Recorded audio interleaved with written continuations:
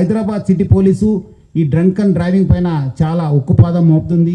ఒక new year దృష్టిలో పెట్టుకొని మనము ఎక్కువ టీమ్స్ పెట్టడం జరిగింది. ఆల్మోస్ట్ 126 టీమ్స్ పనిచేయడం జరుగుతుంది.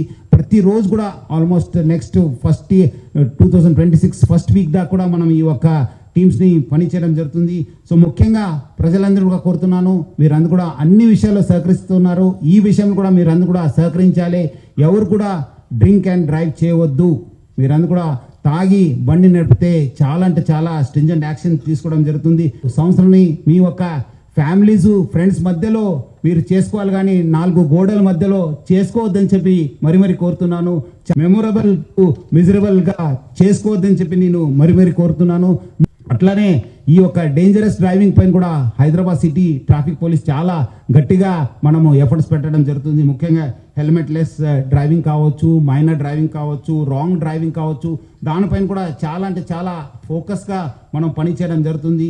మనం కూడా ఈ ట్రిపుల్ రైడింగ్ కావచ్చు, మన మొబైల్ ఫోన్ యూసేజ్ కావచ్చు, రాంగ్ సైడ్ డ్రైవింగ్ పైన చాలా మనము గట్టిగా ఎఫర్ట్స్ పెట్టడం జరుగుతుంది. ఈ మైనర్ డ్రైవింగ్ లో ఎవరు పట్టుబడితే వాళ్ళ పేరెంట్స్ పైన కూడా కేసు కట్టడం జరుగుతుంది. మీరేదో వాళ్ళు అడుగుతున్నారు, మాకు ఇబ్బంది పెడుతున్నారంటే వాళ్ళకి ఏదో జాయ్ఫుల్ రైడ్ కోసం మీరు కీ ఇస్తే మీరు కూడా లోపల వెళ్లాల్సి వస్తుంది, మీ పైన కూడా కేసు వస్తుంది. సో ఎవరు కూడా పేరెంట్స్ ముఖ్యంగా పిల్లలకి చేతికి కీ ఇవ్వద్దు. డ్రైవింగ్ లైసెన్స్ వచ్చిన తర్వాతనే మీరు వెహికల్ ఇవ్వాలని చెప్పి కోరుతున్నాను.